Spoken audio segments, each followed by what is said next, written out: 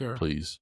Cool. Emotionally, mentally, Well, thanks. spiritually, going through that, I know is very difficult. And you mentioned that it provided structure, and then also there's institutionalism. So it's Mhm. like, what was that I like didn't for mind you? going back.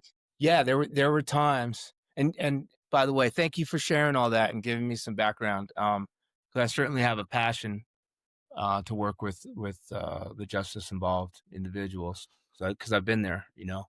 Um, yeah, there were times when I was so strung out and hungry, tired, scared, lonely, on the streets. Where I mean, there was a time I walked right into the police station and said, "There's a warrant out for my arrest. Like, here I am. Can you take me to jail?" Like cuff me up, uh, because I knew I could get some rest.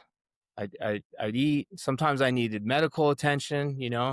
Um, and I knew the routine. It was like I would, especially when I was on the run, like if there was a warrant out for my arrest, or I skipped out on parole. It was like, I'm just gonna, basically, I used to call it temporary suicide. Like, I'm just gonna keep, hopefully I don't die or I don't overdose or get murdered out here. But I'm just gonna keep using until I can't take it no more. Hopefully I won't die. Like, I almost had a death wish.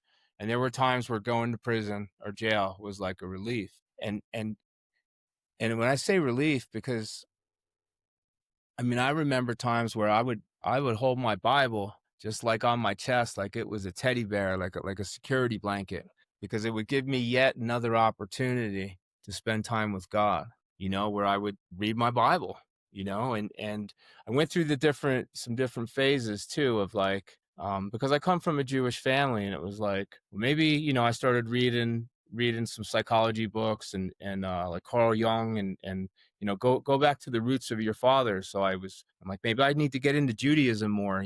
So I started trying to practice Orthodox Judaism at one time, and was reaching out to all the Jewish organizations and trying to get stuff mailed in, and was getting the kosher meals. It wasn't, working for me. And then I was like, well, I dig the whole Jesus message, like he can save me and I could be born again and I could be forgiven. And where I was getting hung up on was the whole, like what does faith mean? Like, how do I say, okay, one day I believe in this, and then today, like, I sincerely can say I believe in this, something different.